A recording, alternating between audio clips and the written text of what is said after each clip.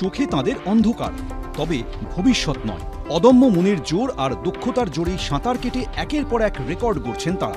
এমনই লড়াকু যোদ্ধাদের জন্য প্রতি বছরের মতো এই বছরও আয়োজন করা হলো সারা বাংলা সাঁতার প্রতিযোগিতা।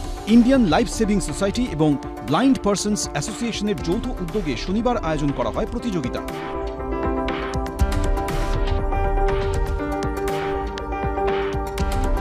প্রথমে আরম্ভ করেছিলাম যখন 2006 তখন মাত্র 36 জন পার্টিসিপেন্ট ছিল, আর এখন হয়েছে প্রায় 200 জন এবছর। কিছু কিছু আছে যে অত্যন্ত ভালো সুইমার, কিছু কিছু আছে যে যারা শিখছে। আমার মনে হয় এই জিনিসটা আমরা আশেপাশে কোনো ক্লাব থেকে করে এই জিনিস, এই ব্লাইন্ড স্পোর্টস, এদের নিয়ে সাইটলেস, মানে বেসিক্যালি সাইটলেসদের জন্য।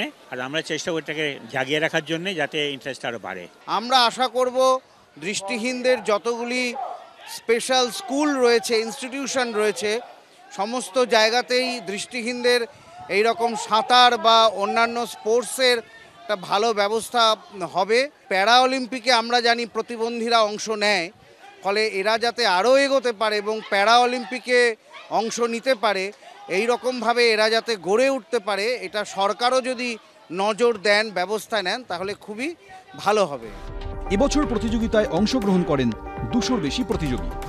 2022-এ লাস্ট প্যারালিম্পিক করেছি, আমার খুব ভালো লাগছে এবং আমি তো আসি, এবার এসেও খুব ভালো লাগছে। সে একই রকম রয়েছে, সবার সাথে মেশা, কথা বলা, খুবই ভালো লাগছে।